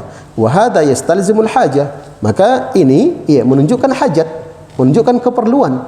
Ya, dia menunjukkan butuh. Ya, wallahu ta'ala munazzahun an dzalik. Sedangkan Allah Subhanahu wa taala disucikan dari hal itu. Ya, dipahami ini? Allah Subhanahu wa taala disucikan dari hal itu. Ya, jadi ya, apa namanya? Ya, mereka ya mengatakan sifat rahmat itu tidak bisa ditetapkan dengan akal. Ya, kenapa? Karena sifat rahmat itu mengharuskan adanya kelembutan kepada yang dirahmati. Ya, berarti seakan-akan dia butuh kepada yang dirahmati. Ya, kan begitu. Maka ya kata Syekh, kalau seandainya pendalilan itu pendalilan yang benar, maka bisa pula diterapkan kepada sifat al-iradah. Ya, sifat iradah, sifat yang mereka tetapkan toh. Ya kan? Ya, mereka tetapkan sifat iradah, sifat rahmat mereka nafikan. Ya, alasannya mereka nafikan sifat rahmat ini ya karena tidak sejalan dengan akal. Kenapa? Karena mengharuskan yang merahmati ini ya, apa namanya? Memiliki sifat kelembutan. Ya, dia lembut kepada yang dirahmati. Jadi seakan-akan dia butuh kepada yang dirahmati. Maka bisa diterapkan pula kalau begitu, ya maka ya sifat al-iradah itu juga ya bisa dinafikan. Bisa dinafikan, ya tidak ditetapkan kalau seandainya pendalilan itu benar. Kenapa? Karena yang diinginkan dengan al-iradah itu adalah keinginan, orang yang berkeinginan ini ya terhadap yang diinginkan. Ya kan? Ya, namanya berkeinginan berarti dia ya berkeinginan terhadap apa yang diinginkan, apakah berupa manfaat atau ya terhindar dari bahaya. Dari bahaya. Berarti kalau begitu, itu menunjukkan juga iya hajat, dia butuh hajat kepadanya. Dan ini adalah sesuatu yang disucikan Allah Subhanahu wa taala dari. Tidak mungkin Allah Subhanahu wa taala itu butuh kepada manusia. Jelas ya? Tidak mungkin manusia itu butuh kepada manusia kepada hamba-hambanya. Maka itu hanya pendalilan mereka saja.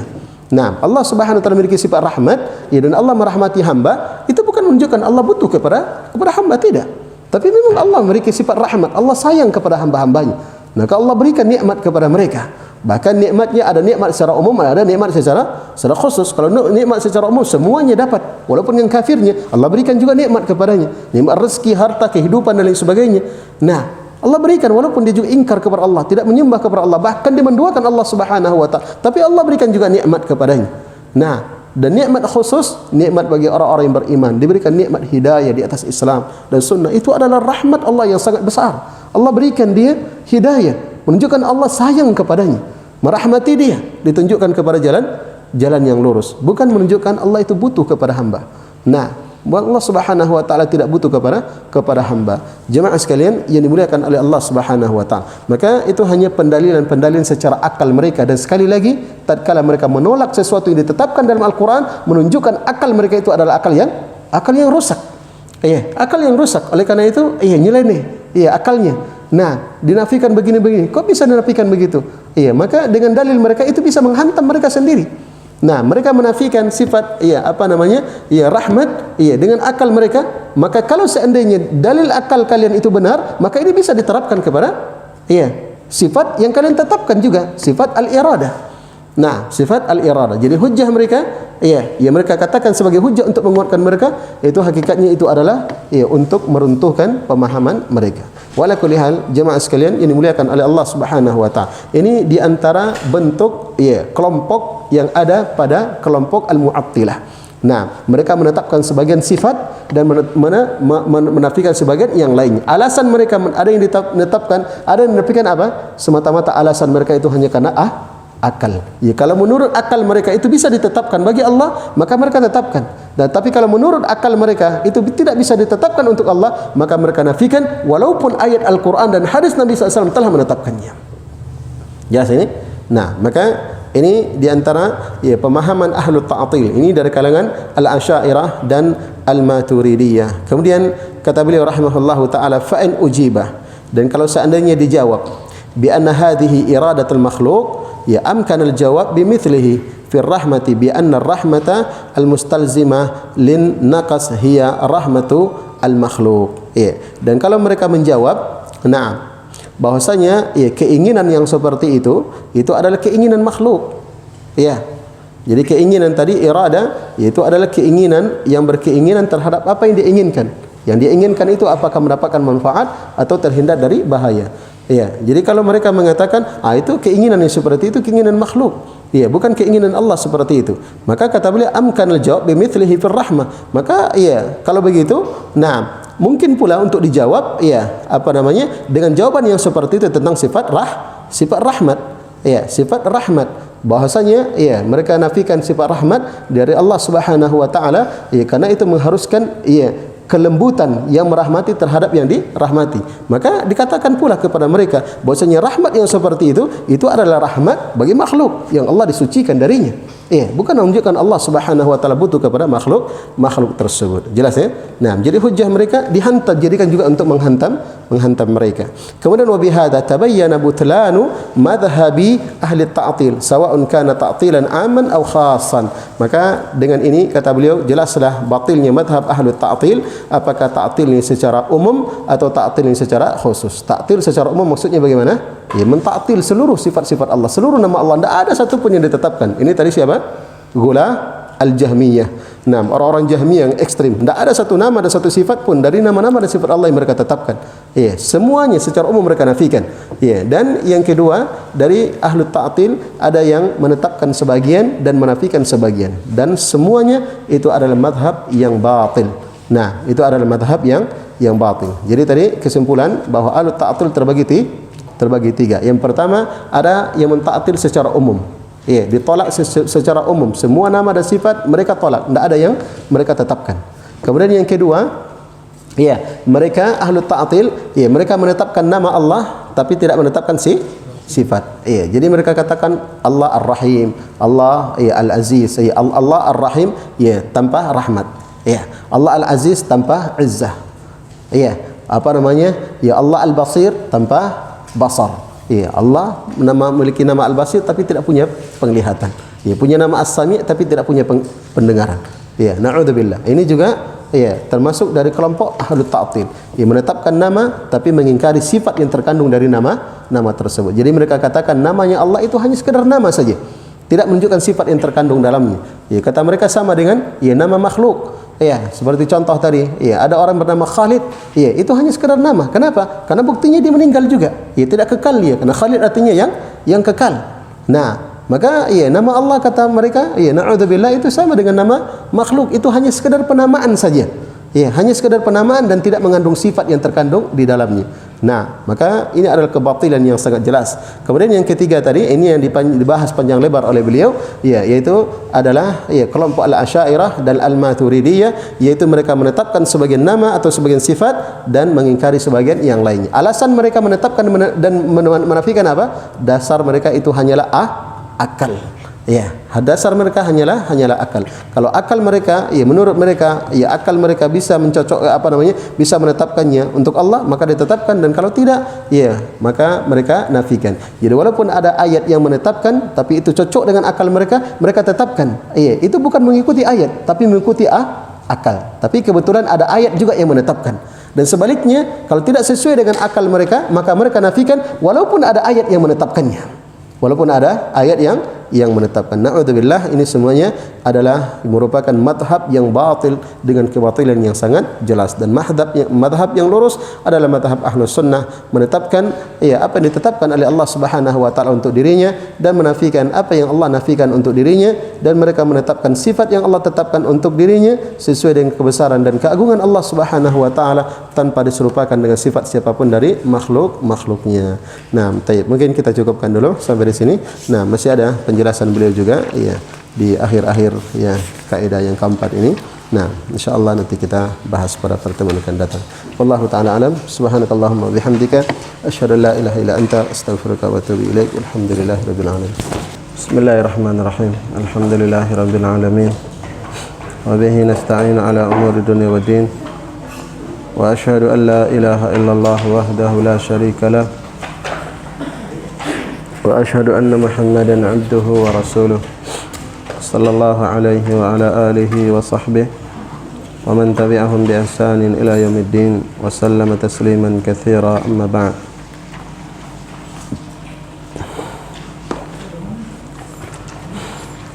Kita lanjutkan pembahasan kita dari kitab Al-Qawaidul Muthla fi Sifatillah Ta'ala wa Asma'il Husna. Berkata penulis rahimahullahu ta'ala pada halaman 313, wa bihi ulima anna tariq al-asya'irah wal maturidiyah fi asma'illahi wa sifatihi wa mahtajju bihi lidhalik la tandafi'u bihi syubahul mu'tazila wal jahmiyah wa dhalika min wajhaini. Kata beliau rahimahullahu taala, dan dengannya diketahui bahwa jalannya al-asy'ariyah dan al-maturidiyah yang berkaitan dengan nama-nama dan sifat-sifat Allah Subhanahu wa taala. Nah, dan hujjah yang mereka gunakan dalam hal tersebut, la tandafi'u bihi syubahul mu'tazila wal jahmiyah, itu tidaklah bisa menolak syubhatnya al-mu'tazilah, orang-orang Mu'tazilah, wal Jahmiyah, dan demikian pula Jahmiyah. Wa dzalika min wajhin, dan hal itu dari dua sisi. Nah, dari dua sisi. Ya, artinya di sini beliau mengingatkan bahwa hujjah orang-orang al-asy'ariyah yang membantah hujjahnya orang-orang Mu'tazilah dan orang-orang Jahmiyah itu tidaklah bermanfaat. Tidaklah bermanfaat. Kata beliau, wa dzalika min wajhain, dan hal itu dari dua sisi. Yang pertama, ahaduhuma annahu tariqun mubtada'un lam yakun alaihi an-nabiy sallallahu alaihi wasallam wala salaful ummati wa a'immatuha. Sesungguhnya itu adalah jalan yang bid'ah. Jalannya al-asy'ariyah dan al-maturidiyah adalah jalan mubtada', jalan yang dibuat-buat. Lam yakun alaihi nabiy sallallahu alaihi wasallam, yang Nabi sallallahu alaihi wasallam tidak berada di atasnya, wala salaful ummati wa a'immatuha, demikian pula salaful ummah, para pendahulu dari umat ini, dari as-salafus salih, wa a'immatuha, dan imam-imamnya. mereka semuanya tidaklah berada di atas jalannya orang al-Asy'ariyah. Nah, yang mana mereka menetapkan sebagian dari sifat-sifat Allah dan menafikan sebahagian yang lainnya, dan hujjah mereka dalam hal tersebut itu hanyalah akal. Ya. Kalau menurut akal mereka, ya, sifat itu bisa ditetapkan untuk Allah, maka mereka tetapkan.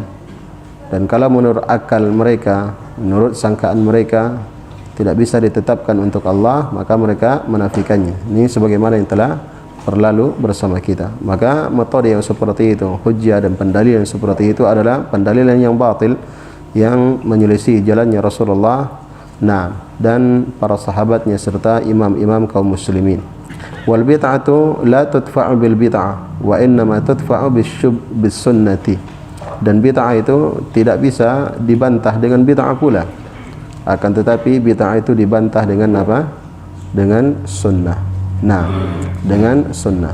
Jadi ya, orang-orang al-Asy'ariyah, al-Maturidiyah membantah orang-orang Mu'tazilah dan orang-orang Jahmiyah.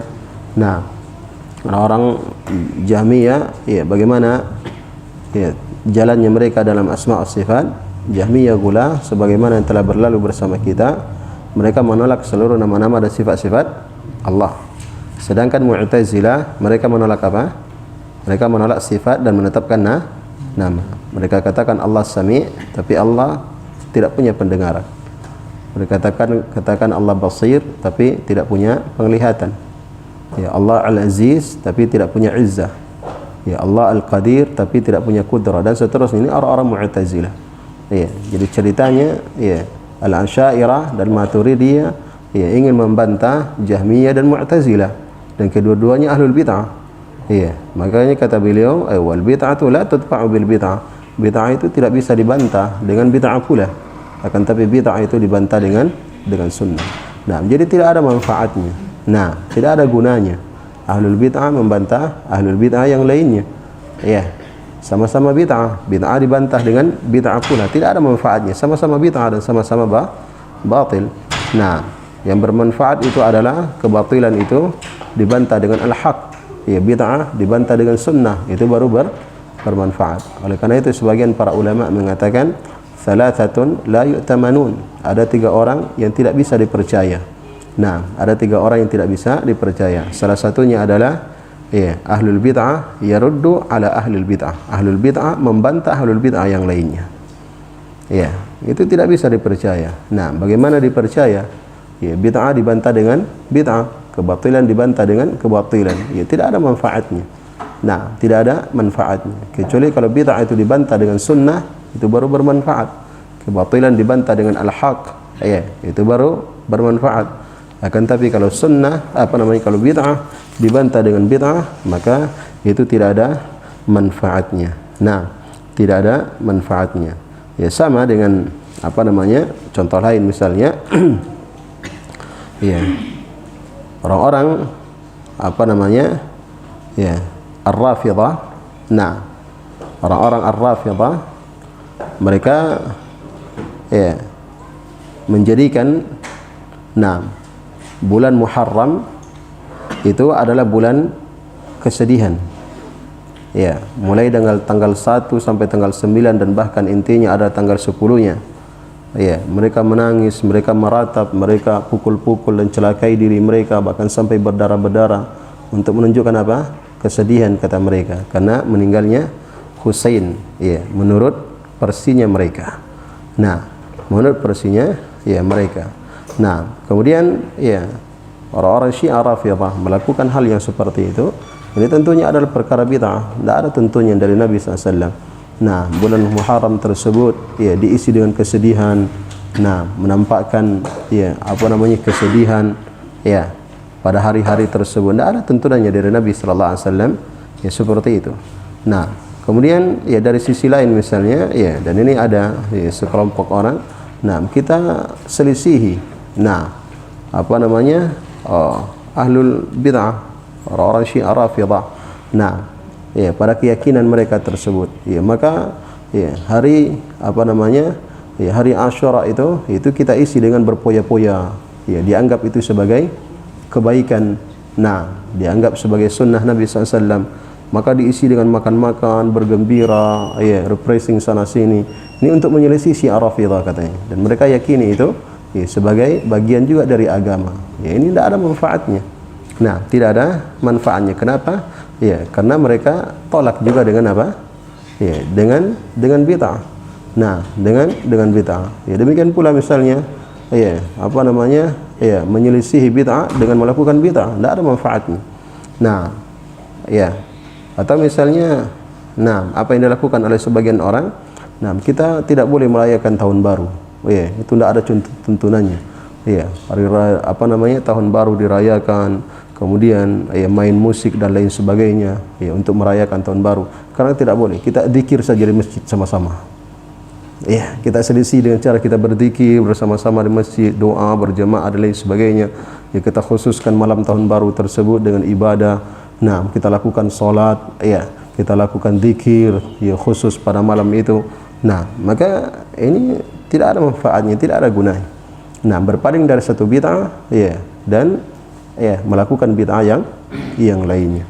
Nah, maka itu tidak ada manfaatnya. Ya, maka seseorang kalau ingin membantah, meninggalkan bid'ah, maka dia harus kembali kepada sunnah. Meruntuhkan bid'ah itu dengan sunnah Nabi SAW, bukan dengan ya, perkara bid'ah yang lainnya. Jelas ya? Baik. Kemudian yang kedua kata beliau rahimahullah, ats-tsani ya, annal mu'tazilah wal jahmiyah yumkinuhum an yahtaju lima nafahu 'ala al-asy'ariyah wal maturidiyah bimithli mahtajja bihi al-asy'ariyah wal maturidiyah lima nafahu 'ala ahli sunnah. Nah, yang kedua kata beliau, sesungguhnya orang-orang Mu'tazilah dan orang-orang Jahmiyah ya, memungkinkan pula mereka untuk berhujjah, ya, untuk menguatkan apa yang mereka nafikan, ya, dari nama-nama atau sifat-sifat Allah. Ya, mungkin mereka berhujjah untuk membantah al-Asy'ariyah dan Maturidiyah, ya, bimithli mahtajja bihi al-Asy'ariyah wal Maturidiyah, ya, seperti hujjahnya orang-orang al-Asy'ariyah dan Maturidiyah, ya, untuk menguatkan apa yang mereka nafikan. Nah, membantah Ahlus Sunnah menurut mereka. Ya, jadi mereka membantah Ahlus Sunnah menetapkan semua nama-nama dan sifat-sifat Allah itu dengan akal. Ya, menurut mereka ini kita tetapkan sifat 7, ya, 7 sifat untuk Allah. Kata Al-Asy'ariyah ini ditetapkan karena ya secara akal ya cocok. Nah, bisa ditetapkan, dan yang lainnya diingkari karena tidak sesuai dengan akal. Artinya ya, mereka berdalil dengan akal. Nah, berdalil dengan akal. Jadi apa namanya, orang-orang Al-Asy'ariyah tadi ya membantah orang-orang Jahmiyah dan Mu'tazilah dengan dalil akal seperti itu. Maka kata beliau, sisi yang kedua sebaliknya, orang-orang Jahmiyah dan orang-orang Mu'tazilah juga bisa membantah mereka dengan dalil yang mereka gunakan sendiri, yaitu dengan dalil akal juga. Nah, fayaqulun, maka mereka mengatakan, laqad abahtum li anfusikum nafya ma nafaitum minas sifat bima za'amtumuhu dalilan aqliyan. Ya, jadi kata mereka, orang-orang Jahmiyah dan Mu'tazilah kepada Al-Asy'ariyah dan Maturidiyah, ya, kalian telah memperbolehkan ya untuk diri kalian, nah, untuk menafikan apa yang kalian nafikan dari sifat-sifat Allah dengan dalil akal. Ya, menurut kalian.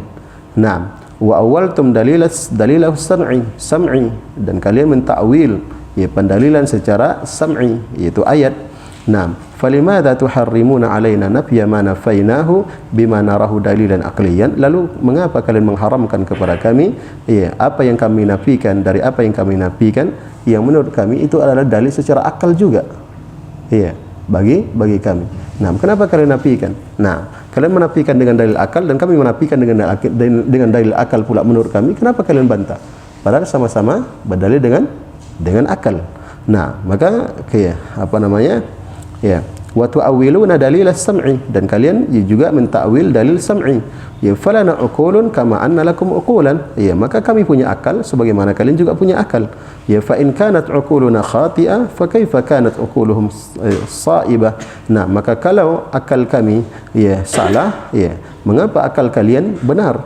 Ya, wa in kanat uquluna sa'ibah fa kaifa kanat uquluna khati'ah. Nah, dan kalau ya akal kami benar, ya, maka bagaimana akal kalian salah? Ya, artinya sama-sama akal. Iya, kalian mengatakan kalian punya akal, kami punya akal. Iya, berarti sama-sama. Kalau akal kalian benar, berarti akal kami juga benar. Ya, kalau salah berarti salah juga. Tapi kalau kalian mengatakan akal kalian benar, akal kami salah, bagaimana bisa diterima? Ya, mengaku benar sendiri akalnya, yang lainnya disalahkan padahal sama-sama berdalil dengan akal. Dipahami? Nah, maka kata beliau, "Walaisa lakum hujjatun fil inkari alaina siwa mujarrad at-tahakkum wa ittiba'il hawa." Dan kalian tidak memiliki hujjah untuk mengingkari kami. Ya, kata orang-orang Mu'tazilah, orang-orang Jahmiyah dan Mu'tazilah kepada Al-Asy'ariyah wal Maturidiyah, kalian tidak memiliki hujjah untuk mengingkari kami, ya, selain hanya berhukum dengan mengikuti hawa nafsu. Ya, hanya akal-akalan saja. Hanya itu saja dalil kalian. Nah, kami juga dalil seperti itu. Ya, menafikan apa yang dinafikan dari sifat-sifat Allah juga berdalilkan dengan akal. Jadi sama-sama akal. Nah, jadi ya hujjah kalian ya itu juga dibalikkan untuk menjatuhkan kalian. Maka kata beliau, wa hadhihi hujjatun damighah wa ilzamun sahih minal jahmiyah wal mu'tazilah. Maka ini adalah hujjah yang kuat dan ilzam yang sahih, yang benar dari orang-orang Jahmiyah dan Mu'tazilah kepada orang-orang Al-Asy'ariyah wal Maturidiyah.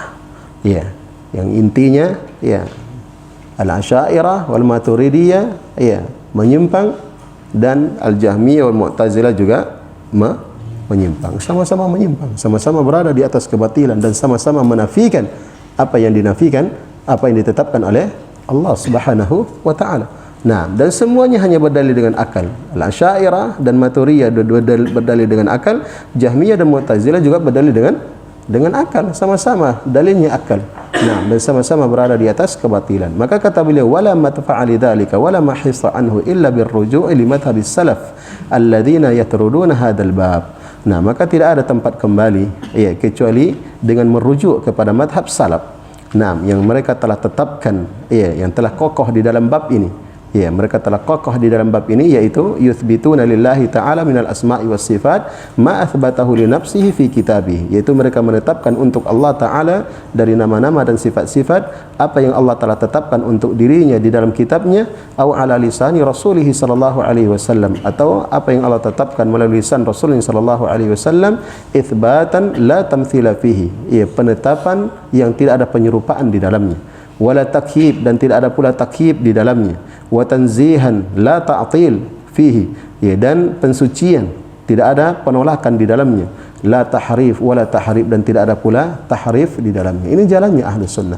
Nah, berkaitan dengan nama-nama dan sifat-sifat Allah adalah mereka menetapkan seluruh apa yang Allah tetapkan untuk dirinya berupa nama dan berupa sifat, baik penetapannya dalam Al-Quran maupun dalam hadis-hadis Rasulullah SAW. Mereka tetapkan untuk Allah Subhanahu wa taala hal tersebut sesuai dengan ya yang pantas dan layak bagi Allah Subhanahu wa taala. Mereka tidak menyerupakannya dengan sifat makhluk, tidak pula mempertanyakannya, nah, dan tidak pula menolaknya, dan tidak pula mentahrif atau memalingkannya. Ya, ini jalannya ahlu sunnah, jalan yang lurus, sejalan dengan Al-Quran dan sunnah Nabi sallallahu alaihi wa ala alihi wasallam. Nah, maka tidak ada ya tempat untuk kembali ya dan tempat untuk ya menjauh ya atau tempat ya selamat dari bid'ah dan kesesatan kecuali hanya kembali kepada jalannya as-salafus salih. Nah, jalannya as-salafus salih, para sahabat dan orang-orang yang mengikuti mereka dengan baik. Para sahabat, para tabi'in dan tabi'ut tabi'un dan imam-imam kaum muslimin yang mengikuti mereka dengan baik. Taib. Kemudian beliau membawakan ayat dalam firman Allah Subhanahu wa taala dalam surah An-Nur ayat 40. Wa man lam yaj'alillahu lahu nuran fama lahu min nur. Siapa yang Allah tidak berikan cahaya kepadanya, maka dia tidak akan memiliki cahaya.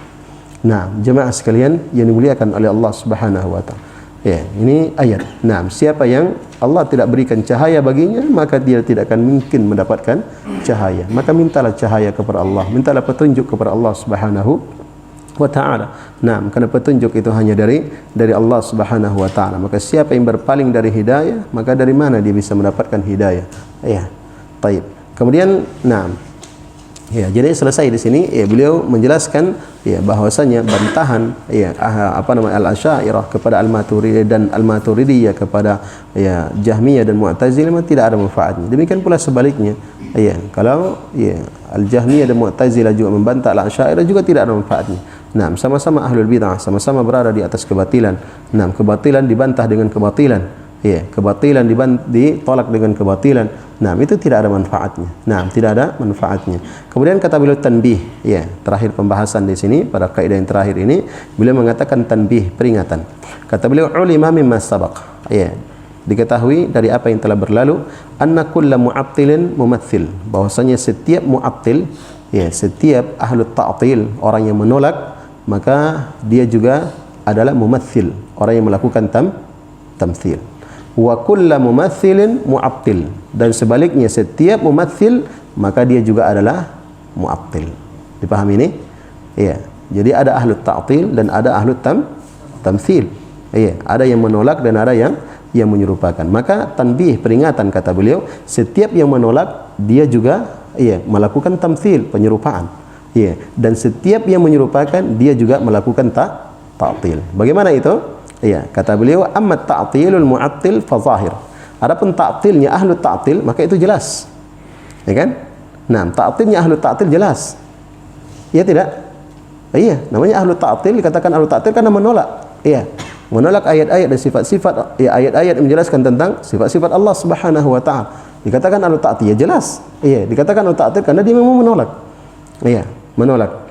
Nah, wa amma tamthiluhu, ya, فلأنه إنما أبطل لاعتقاده أن إثبات الصفات يستلزم التشبيه فمثل أولا وعطل ثانيا. Nah, adapun tamthilnya ahlu ta'til, ya, jadi konsentrasi ini.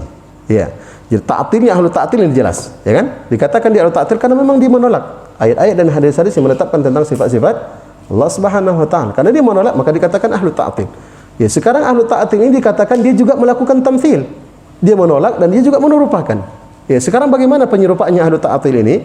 Kata beliau, amma tamthiluhu, adapun penyerupaannya ahlu ta'til melakukan tamthil, ya, fali annahu, ya, karena dia innama attala li'tiqadihi anna itsbata sifat yastalzimu at-tashbih. Karena ahlu ta'til ini meyakini, ya, bahwasanya menetapkan sifat untuk Allah itu mengharuskan tashbih, mengharuskan penyerupaan. Ya, sebagaimana yang telah berlalu. Ya, jadi ahlu ta'til ini, nah, ketika ada misalnya nas, ya, mengatakan apa namanya, wajabaka wajhu rabbik, dan kekallah wajah Rabbmu. Berarti di sini penetapan apa? Penetapan wajah untuk Allah. Siapa yang menetapkan Allah punya wajah? Allah menetapkan Allah punya wajah. Ditetapkan di dalam Al-Qur'an. Ya, maka ayat ini tentang sifat wajah ini, ya, ahlu ta'til itu bagaimana pemahamannya mereka? Ketika mereka mendengarkan ayat penetapan tentang sifat Allah, maka yang pertama terbayang, tergambar, terpahami oleh mereka langsung itu adalah tamthil. Iya. Adalah tamthil. Oh, berarti wajahnya Allah sama dengan wajahnya makhluk. Itu yang pertama yang mereka langsung pahami. Iya. Kemudian karena mereka menganggap, iya, bahwa menyerupakan Allah dengan makhluk itu tidak boleh. Iya. Berarti dari sisi ini benar. Tidak boleh menyerupakan Allah dengan makhluk. Iya. Maka akhirnya apa? Akhirnya mereka menolak ayat tersebut. Ya. Mereka katakan, oh, itu bukan wajah, tapi itu kemuliaan, misalnya itu rahmat. Ya, dan seterusnya. Berarti dia tolak dan dia palingkan. Dipahami? Nah, jadi ahlu ta'til ini, ya, dia menolak dan penolakannya jelas. Menolak ayat-ayat tentang sifat. Iya. Sekarang dikatakan juga tamthil, kenapa? Karena pertama kali sebelum dia melakukan ta'til itu, ya, yang dia pahami, yang dia yakini itu adalah tamthil. Iya, dia menetapkan, meyakini bahwa wajahnya Allah sama dengan wajahnya makhluk. Iya, mereka langsung dia pahami, dia yakini tangannya Allah sama dengan tangan makhluk. Iya, istiwanya Allah sama dengan istiwanya makhluk dan seterusnya. Langsung itu yang dia yakini. Iya, kemudian setelah itu, iya, dia tolak karena tidak boleh menyerupakan, iya, Allah dengan makhluk. Jadi kata beliau, famathala awalan wa attala thaniyan. Jadi ahlu ta'til ini yang pertama dia lakukan apa? Tamthil dulu dia lakukan. Ya, kemudian setelah itu baru dia melakukan ta'til, dia menolak. Dipahami? Iya, jadi ahlu ta'til dia juga adalah ahlu tamthil. Nah, sekaligus dia juga adalah ahlu tamthil. Ya, bahkan yang pertama dia lakukan adalah tamthil dahulu. Nah, menyerupakan dulu sifat Allah dengan sifat makhluk, kemudian setelah itu baru dia melakukan ta'til, dia tolak. Ya, karena kata dia tidak boleh menyerupakan Allah dengan makhluk. Ya. Kama annahu bi ta'tilihi matsalahu bin naqis. Kemudian ada, ya, apa namanya? Tamthil yang kedua yang dilakukan oleh ahlu ta'til ini. Nah, bagaimana itu? Itu ketika dia menolak, ya, menolak sifat Allah, menolak ayat yang menetapkan tentang sifat Allah Subhanahu wa taala, maka itu artinya dia menyerupakan Allah Subhanahu wa taala dengan naqis, dengan sesuatu yang kurang. Ya. Bagaimana maksudnya? Ya, jadi tadi apa namanya? Nah, Allah Subhanahu wa taala tetapkan Allah punya wajah. Allah tetapkan Allah Subhanahu wa taala punya tangan. Sekarang wajahnya Allah itu adalah wajah yang sempurna, wajah yang menunjukkan wajah yang pantas dan layak bagi Allah Subhanahu wa taala, sesuai dengan kesempurnaan Allah Subhanahu wa taala. Demikian pula tangannya Allah, demikian pula sifat-sifat Allah Subhanahu wa taala yang lainnya. Maka ketika dia tolak ini, dia tolak sifat Allah, itu yang menunjukkan kemuliaan dan kesempurnaan bagi Allah, maka ketika dia menolaknya, ini menunjukkan dia menyerupakan Allah Subhanahu wa taala dengan yang kurang. Dengan yang naqis. Nah, kenapa? Karena dia nafikan kesempurnaan bagi Allah Subhanahu wa taala. Kalau nafikan kesempurnaan, berarti dia mensifatkan Allah dengan naqis, menyerupakan Allah dengan yang kurang. Jelas? Baik. Kemudian kata beliau, jadi selesai tentang penjelasan tentang setiap mu'attil maka dia adalah mumatsil. Setiap mu'attil maka dia adalah mumatsil. Kemudian kata beliau, wa amma tamthilul mumatsil fa zahir. Sekarang setiap mumatsil adalah mu'attil yang kedua, ya kan? Setiap mumatsil adalah mu'attil. Bagaimana itu? Kata beliau, wa amma tamthilul mumatsil fa zahir. Adapun tamthilnya, orang yang melakukan tamthil, maka itu jelas. Sebagaimana ta'tilnya mu'attil jelas, maka demikian pula tamthilnya mumatsil jelas. Paham ini? Antum konsentrasi ya. Fokus. Nah, wa amma ta'tiluhu, jadi mumatsil dikatakan mumatsil karena memang dikatakan Allah punya tangan, tangannya Allah itu sama dengan tangannya makhluk. Allah punya wajah, wajahnya Allah sama dengan wajahnya makhluk. Jelas sekali. Mereka katakan seperti ini ahlu tamtsil, atau al-musyabbihah. Nah, maka tamthilnya ahlu tamthil itu jelas karena memang mereka punya keyakinan sifatnya Allah itu sama dengan sifat makhluk. Nah, sekarang kenapa dikatakan setiap mumatsil itu juga mu'attil? Nah, ini kata beliau, wa amma ta'tiluhu fa min thalathati aujuh. Adapun ta'tilnya ahlu tamthil, dikatakan ahlu tamthil ini juga melakukan ta'til ini dari thalathati aujuh, dari 3 sisi.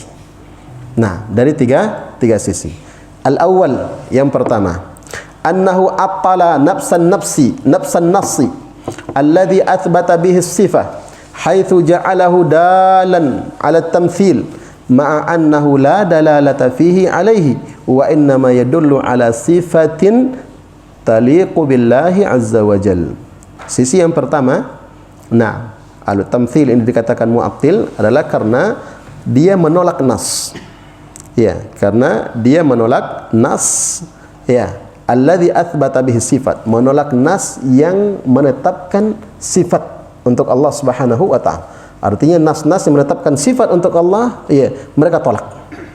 Nah, mereka tolak. Bagaimana itu? Haitsu ja'alahu dalan 'ala tamtsil, karena dia menjadikan nas tentang sifat tersebut itu menunjukkan penyerupaan. Menunjukkan penyerupaan. Ma'annahu la dalalata fihi alaih, padahal tidak ada pendalilan sama sekali untuk menunjukkan penyerupaan. Nah, wa inna ma yadullu ala sifatin taliqu billahi azza wa jalla. Dan sesungguhnya dia itu hanyalah menunjukkan sifat yang pantas, yang layak bagi Allah Subhanahu wa taala. Jelas ini? Ini sisi yang pertama.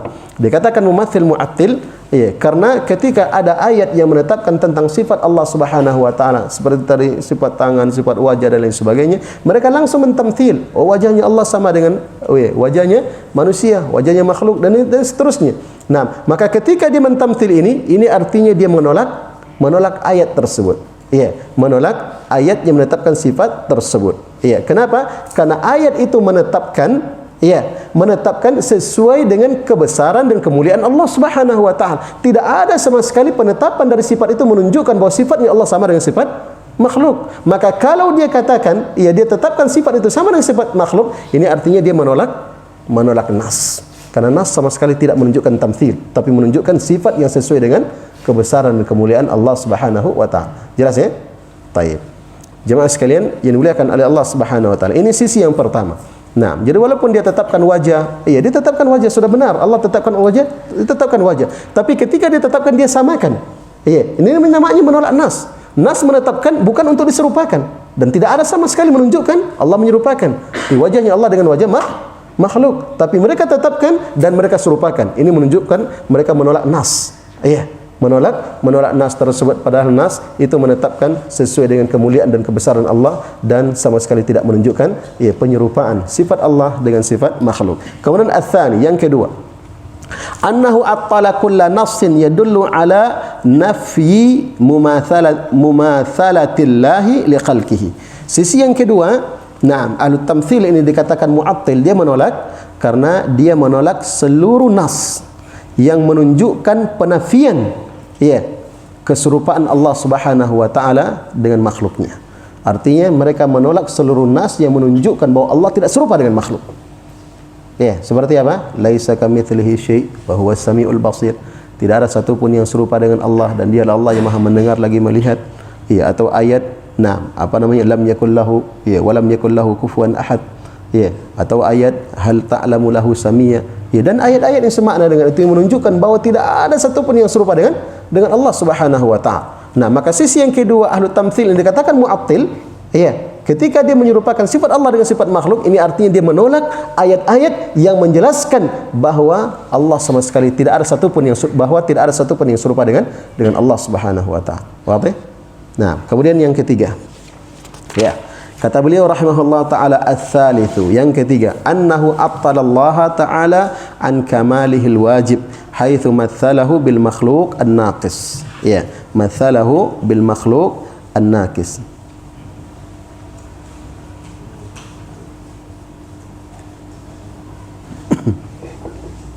Yang ketiga adalah bahwasanya al-mumatsil ini dia menolak dari Allah Subhanahu wa taala, atau memalingkan Allah Subhanahu wa taala dari kesempurnaan yang wajib untuk Allah Subhanahu wa taala, haitsu matsalahu bil makhluqin naqis, yaitu dia menyerupakan Allah Subhanahu wa taala dengan makhluk yang kurang. Ini sisi yang ketiga. Mereka ahlu tamthil dikatakan juga mu'attil dari sisi yang ketiga, karena ketika dia mengatakan misalnya wajahnya Allah itu sama dengan wajahnya makhluk, wajahnya makhluk, berarti dia serupakan. Berarti ketika dia menyerupakan wajahnya Allah dengan wajah makhluk, ini dia menolak atau menafikan dari Allah Subhanahu wa taala kesempurnaan, sifat kesempurnaan, karena wajahnya Allah sempurna, itu sesuai dengan kebesaran dan keagungan Allah Subhanahu wa taala. Maka kalau ketika dia serupakan dengan makhluk, maka ini artinya dia menolak kesempurnaan dari Allah Subhanahu wa taala dan menyerupakan Allah Subhanahu wa taala dengan makhluk yang penuh dengan kekurangan. Memang makhluk punya wajah, tapi wajahnya makhluk penuh dengan kekurangan. Makhluk punya tangan, tapi tangannya makhluk penuh dengan kekurangan. Adapun wajah Allah Subhanahu wa taala adalah wajah yang sempurna, tidak ada kekurangan sedikit pun di dalamnya.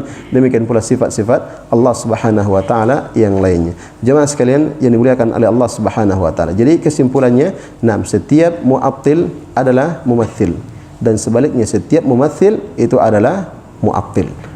Adalah mu'attil, dan kedua-duanya adalah merupakan kebatilan. Tamthil adalah kebatilan dan ta'til juga adalah kebatilan. Maka setiap ahlu ta'til adalah mumatsil, dan ini mumatsilnya ahlu ta'til itu dari dua sisi tadi telah disebutkan, dan setiap mumatsil adalah mu'attil, dan mu'attilnya al-mumatsil itu dari tiga sisi. Dari tiga sisi.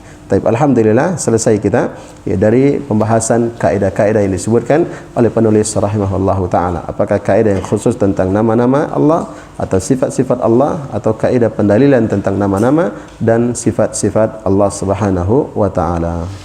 Kemudian pembahasan berikutnya, beliau menyempurnakan di sini, beliau menyebutkan juga ada syubhat-syubhat serta bantahan-bantahan yang yang penting untuk kita ketahui.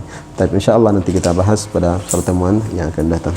Kita cukupkan dulu sampai di sini. Mudah-mudahan bermanfaat, dan mudah-mudahan Allah Subhanahu wa taala menjaga kita semuanya di atas aqidah Ahlus Sunnati wal Jamaah, dan semoga Allah Subhanahu wa taala berikan kepada kita semuanya ilmu yang bermanfaat. Innahu waliyyu dzalika wal qadiru alaih. Wa sallallahu ala nabiyyina Muhammadin wa ala alihi wa sahbihi wasallam. Subhanakallahumma wa bihamdika asyhadu an la ilaha illa anta astaghfiruka wa atubu ilaik. Alhamdulillahirabbil alamin.